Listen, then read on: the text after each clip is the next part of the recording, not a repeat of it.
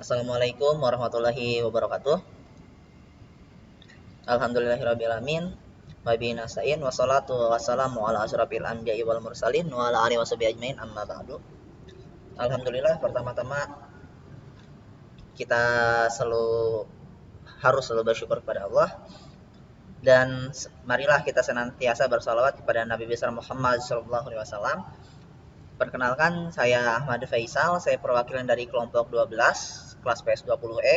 Di sini kami akan mempresentasikan tentang salah satu materi yang ada di mata kuliah Pendidikan Agama Islam, yaitu tentang muamalah. Ya. Kelompok 12 ini terdiri dari 5 orang anggota, yaitu pertama ada saya sendiri Ahmad Faisal Ghazali dari kelas PS20E. Kemudian ada rekan-rekan saya, yaitu ada saudari Mary Anggraini, ada saudari Siti Syarifah, ada saudari Yudi Pratama, ada saudara Dino Sanjaya. Ya. Mengenai muamalah, ya, sebenarnya muamalah ini sangat lekat dalam kehidupan kita sehari-hari. Banyak hal, ya. Ada yang bilang katanya muamalah itu adalah segala sesuatu yang berhubungan dengan kehidupan manusia. Pokoknya aturan-aturan Allah tentang kehidupan manusia gitu kan, yang ada di bumi dan di sejenisnya. Terus ada juga yang bilang katanya tentang ekonomi. Jadi sebenarnya mana sih yang benar arti dari muamalah ini? Untuk lebih jelasnya, mari kita dengarkan penjelasan selanjutnya yang akan disampaikan oleh rekan saya yang pertama, yaitu saudari Siti Syarifah. Kepada beliau saya persilahkan.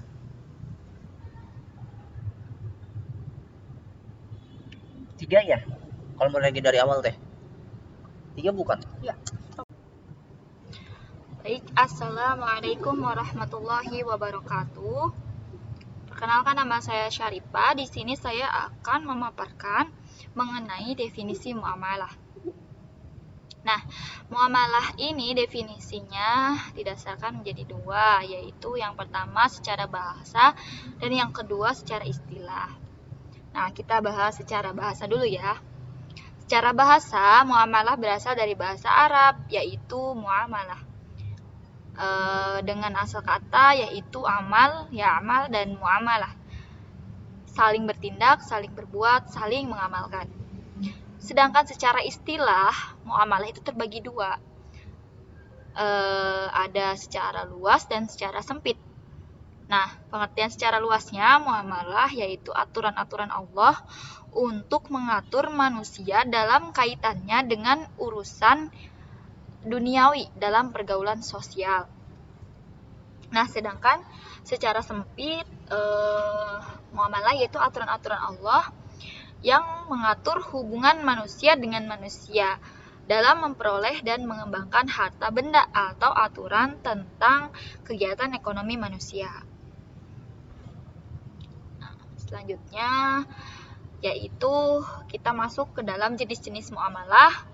Yang pertama ini jenis muamalah yaitu barang dan jasa. Yang kedua ada jual beli. Yang ketiga sewa menyewa. Yang keempat syirkah. Yang kelima mudharabah. Dan yang keenam perbankan.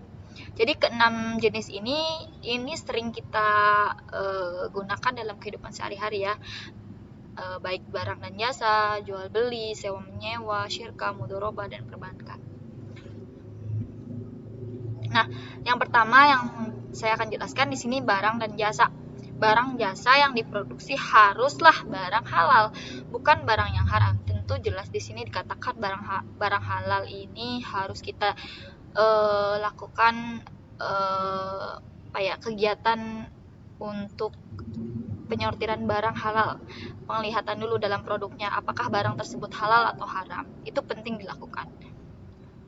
Dan menurut Tabrani, barang siapa yang membiarkan anggurnya pada masa petikan untuk dijual kepada orang yang menjadikannya arak, maka sesungguhnya dia menempuh api neraka dengan sengaja. Nah, baik, selanjutnya kita masuk ke dalam sistem produksi. Nah, di sini ada 4 hal yang akan saya jelaskan mengenai sistem produksi muamalah ya. Yang pertama, pengadministrasian yang teratur.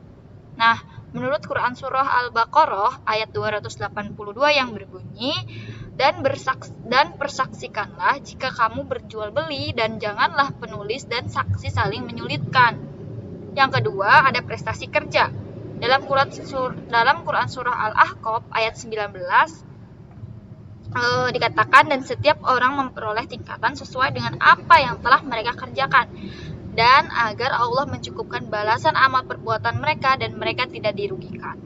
Yang ketiga ada sumber daya. Nah, menurut Bukhari, sumber daya manusia yang profesional dan kompeten di bidangnya, apabila diserahkan suatu urusan kepada bukan ahlinya, maka tunggulah kehancurannya. Yang keempat ada hak. Hak ini tenaga kerja bukan sebatas alat produksi, tapi ditempatkan dan dihargai sebagai manusia. Hak-hak pekerja diperhatikan dengan sungguh-sungguh oleh pengusaha dan hak dapat diberikan tanpa ditunda-tunda. Nah, menurut Ibnu Majah, beliau berkata, berilah pegawai itu upahnya sebelum kering keringatnya. Baik, pemaparan selanjutnya akan dijelaskan oleh saudari Mary. Kepada saudari Mary, saya persilahkan. Ya baik, perkenalkan nama saya Mary Anggraini. Dasar hukum jual beli. Orang-orang yang memakan riba tidak dapat berdiri melainkan seperti berdirinya orang yang kemasukan setan karena gila. Dalam surah Al-Baqarah ayat 275, wa ahalallahu kul bai'a wa harrama riba, yang artinya padahal Allah telah menghalalkan jual beli dan mengharamkan riba. Jual beli hukumnya boleh dan dilakukan sesuai dengan aturan syariat Islam. Adapun syarat-syarat yang harus dipenuhi yaitu syarat jual beli, adanya penjual dan pembeli, uang dan barang yang dijual, akad atau ijab kabul. Lalu ada syarat uang dan barang, yaitu uang dan barang harus halal dan suci, juga bermanfaat. Keadaannya baik, dapat diserah terimakan. Barang diketahui oleh pembeli dan penjual, dan pastikan itu adalah barang sendiri, bukan barang orang lain. Syarat penjual dan pembeli harus balik atau dewasa, tidak gila atau berakal sehat, atas kehendak sendiri tanpa paksaan orang lain. Khiyar dalam jual beli. Khiyar adalah bebas memutuskan antara meneruskan jual beli atau membatalkannya. Dalam khiyar memiliki landasan hukum, yaitu penjual dan pembeli tetap dalam khiyar selama keduanya belum berpisah. Apabila keduanya berlaku benar dan suka menerangkan keadaan barangnya, maka jual belinya akan memberkahi keduanya. Apabila keduanya menyembunyikan keadaan sesungguhnya serta berlaku dusta, maka dihapus keberkahan jual belinya. HR Bukhari dan Muslim. Berikut jenis-jenis khiyar. 1. Khiyar majelis. Selama penjual dan pembeli masih berada di tempat berlangsungnya transaksi atau tawar-menawar, keduanya berhak memutuskan meneruskan atau membatalkan jual beli. 2. Khiyar syarat. Khiyar yang dijadikan syarat dalam jual beli, misalnya penjual mengatakan, saya jual barang ini dengan harga sekian, dengan syarat khiyar 3 hari. Khiyar aibi atau cacat. Pembeli boleh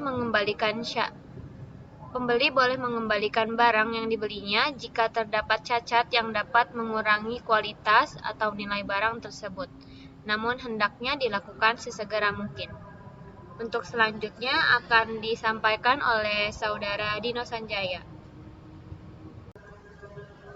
Perkenalkan, nama saya Dino Sanjaya. Saya akan mencoba menjelaskan tentang riba. Definisinya sendiri itu bunga atau nilai lebih atas penukaran barang. Hal ini sering terjadi dalam pertukaran bahan makanan, perak, emas, dan pinjam-pinjaman. Nah, biasanya yang kita alami dalam kehidupan sehari-hari ini itu pinjaman uang ya. Uang itu biasanya berbunga, entah berapa-berapanya itu pasti ada untuk saat ini. Dasar hukum dari riba sendiri itu ada dari hadis riwayat Muslim, yang artinya Rasulullah mengutuk orang yang mengambil riba, orang yang mewakilkan, orang yang mencatat, dan orang yang menyaksikannya. Selanjutnya, jenis-jenis riba. Jenis-jenis riba itu ada 4. Yang pertama itu riba fadli, atau pertukaran barang sejenis yang tidak sama timbangannya. Selanjutnya ada riba kordi. Nah, ini yang biasa sering kita alami dalam kehidupan sehari-hari. Pinjam meminjam dengan memberi syarat, memberi kelebihan saat pengembaliannya. Nah, untuk yang biasa riba itu mohon untuk dihentikan ya. Selanjutnya ada riba yadi, akad jual beli barang sejenis dan timbangannya, namun penjual dan pembeli berpisah sebelum melakukan serah terima. Selanjutnya ada riba nasiah, yaitu akad jual beli dengan penyerahan barang-barang beberapa waktu kemudian. Selanjutnya itu ada sewa menyewa. Sewa menyewa dalam fikih Islam disebut ijarah. Artinya imbalan yang harus diterima oleh seseorang atas jasa yang diberikan. Jasa di sini berupa penyediaan tenaga dan pikiran, tempat tinggal maupun hewan. Dasar hukumnya sendiri itu ada di Quran surat Al-Baqarah ayat 223, yang artinya, dan jika kamu ingin anakmu disusukan oleh orang lain, maka tidak ada dosa bagimu apabila kamu memberi pembayaran menurut yang patut. Selanjutnya ada rukun sewa menyewa. Di sini ada 4. Syaratnya ini kedua pihak harus balik dan berakal. Manfaat yang diambil dari barang tersebut harus diketahui secara jelas oleh kedua belah pihak. Nah, namun kalau misalkan sama-sama tidak jelas, mending ditinggalkan saja ya. Selanjutnya dilangsungkan atas kemauan masing-masing, bukan karena paksaan. Nah, di sini tidak boleh ada unsur paksaan. Beberapa manfaat barang tersebut harus disebutkan dengan jelas. Barang tersebut menjadi hak sepenuhnya orang yang menyewakan atau walinya. Harga dan cara pembayarannya juga harus ditentukan dengan jelas, disepakati bersama. Nah, di sini itu harus ada perjanjian terlebih dahulu, cara pembayaran atau kesepakatan yang akan dilalui atau sebelum menyewa ini. Selanjutnya ditentukan banyaknya serta keadaan dan sifat-sifatnya. Nah, di sini ini harus dijelaskan dengan sedetail mungkin agar ketika terjadinya rukun sewa menyewa itu tidak ada yang dirugikan. Selanjutnya itu ada sewa menyewa atau kontrak kerja. Yang pertama jenis pekerjaan dan jam pekerjaan, berapa lama masanya. Nah, biasanya di kontrak ini tertulis ini pekerjaannya apa dan jam kerjanya berapa lama. Selanjutnya berapa gaji, bagaimana sistem pembayarannya, harian, bulanan, atau borongan, atau tahunan. Selanjutnya tunjangan-tunjangan seperti transport, kesehatan, dan lain-lain. Itu pun kalau ada di kontrak kerja. Dino, selanjutnya saya akan menginformasikan tentang syirkah. Jadi syirkah adalah suatu akad yang dilakukan oleh dua pihak atau lebih yang bersepakat untuk melakukan suatu usaha dengan tujuan mencapai suatu keuntungan. Syirkah ini terjadi dengan beberapa syarat. Pertama, ada pihak yang berakad, kemudian ada objek akad, dan ketiga ada akad itu sendiri. Ini deh jenis-jenis syirkah. Syirkah ada beberapa jenis. Yang pertama ada syirkah in'an, yaitu syirkah antara dua pihak atau lebih yang masing-masing memberi kontribusi kerja dan kontribusi modal. Syirkah ini hukumnya boleh berdasarkan dalil sunnah dan ijma para sahabat. Kemudian ada syirkah abdan. Jadi syirkah ini syirkah antara dua pihak atau lebih masing-masing hanya memberikan kontribusi kerja saja tanpa kontribusi modal. Kontribusi kerja bisa berupa pemikiran, kerja fisik, ataupun lainnya ya. Syirkah ini juga biasa disebut dengan syirkah akmal. Kemudian ada syirkah wujuh, kerjasama karena didasarkan pada kedudukan, ketokohan, atau keahlian seseorang di tengah masyarakat. Syirkah wujuh ini adalah syirkah antara dua pihak yang sama-sama memberikan kontribusi kerja dengan pihak ketiga yang memberikan kontribusi modal. Kemudian ada syirkah mufawadah, yaitu gabungan dari syirkah-syirkah sebelumnya. Seperti itu. Kemudian mudorobah adalah suatu akad kerjasama antara dua orang pihak, di mana pihak pertama menyediakan semua modal dan pihak lainnya menjadi pengelola. Untuk sistem keuntungan sendiri di mudharabah ini dibagi sesuai dengan kesepakatan yang tertuang dalam kontrak.